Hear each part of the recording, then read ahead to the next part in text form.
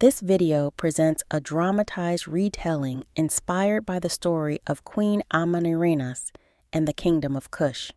While based on historical events, some elements are enhanced for storytelling. This portrayal honors Queen Amanirenas as a symbol of courage and resilience. Long ago, along the Nile River, there was a powerful kingdom called Kush. The land was vast and beautiful, with golden deserts stretching far and green fields close to the Nile. The people of Kush were strong and proud. They had their own language, their own gods, and their own way of life. They built great pyramids in Meroe, their capital, and created art and statues from stone. They were known for their skills in ironwork, their fine gold, and for being brave in battle. At the heart of Kush ruled a queen named Amanirenas. She was tall and proud, with deep dark eyes that could see through to the heart of things. Queen Amanirenas had one eye covered by a shining golden patch. She had lost her eye fighting in a battle, and she wore her patch proudly as a mark of courage. She was not just a queen, but also a warrior who stood with her people, ready to fight for their freedom and for the land they loved. Far to the north, across the Mediterranean Sea, the Roman Empire was growing larger. The Romans were powerful, and they wanted more land, more gold, and more control. Under Emperor Augustus, the Romans looked toward Kush. They wanted its gold, its fine iron, and its people as slaves. But they did not know about the strength of Queen Amanirenas and her people. They thought Kush would be easy to conquer.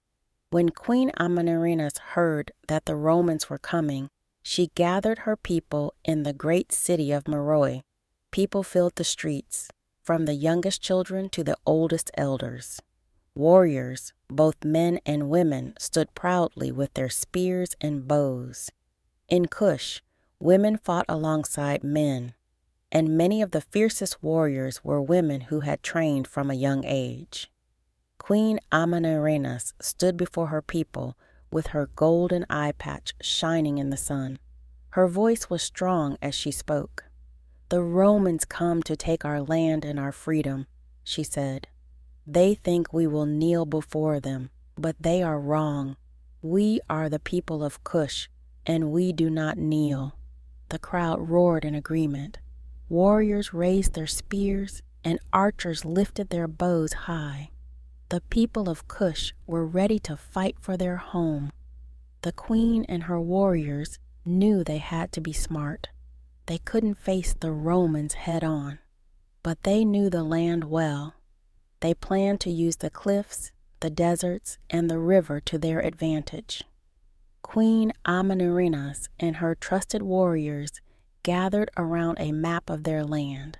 They pointed to places along the Nile where the Romans would be weakest and where they could be ambushed. One of Queen Amanirenas' best warriors was a woman named Saba. She was tall and strong, with a bow that she carried on her back. Saba could shoot an arrow with perfect aim, even from far away. She and her fellow female warriors were ready to fight. They sharpened their arrows, polished their shields, and prepared for the battle to come. When the Romans arrived, they marched in straight lines along the Nile. They wore heavy armor and carried large shields. They thought they were safe. But the Kushite warriors were hiding among the tall reeds along the river and behind the cliffs. They waited silently, listening to the Romans' footsteps and the clinking of their armor. Queen Amanirenas watched from her hiding place.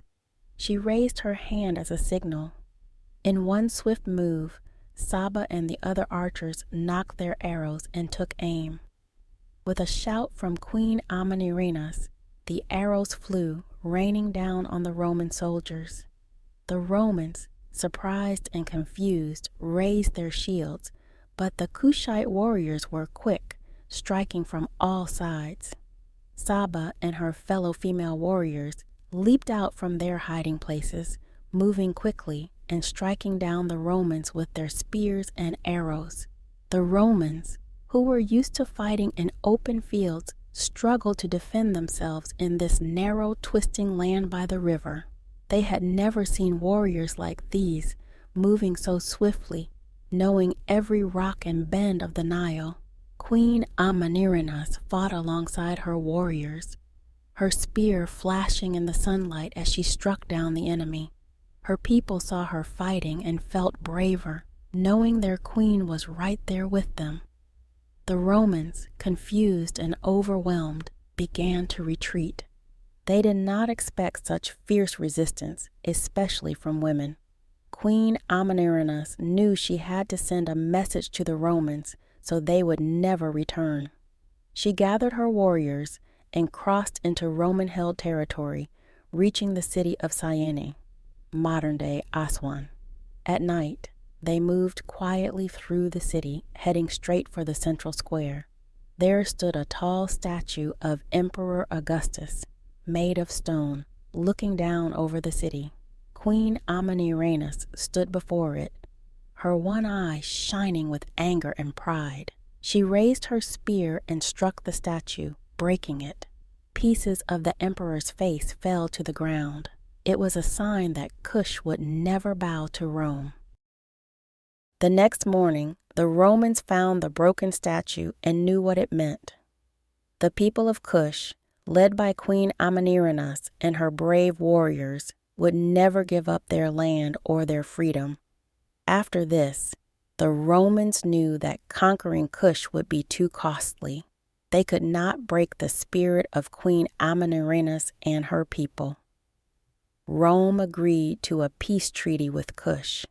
They would not invade, and Kush would remain independent. The Romans left, and Queen Amanirenas had protected her people and her land. Back in Meroe, the people celebrated their queen and their warriors. They sang songs of the one-eyed queen who had defended her kingdom with courage and wisdom. They told stories of Saba and the other women who fought with skill and bravery. The story of Queen Amanirenas and her female warriors was passed down from parents to children for generations. It became more than just a story. It became a part of who the people of Kush were. Even today, people remember the brave queen who wore her scar as a crown, who fought to keep her people free, and who showed the world that Kush was a land of strength, unity, and courage.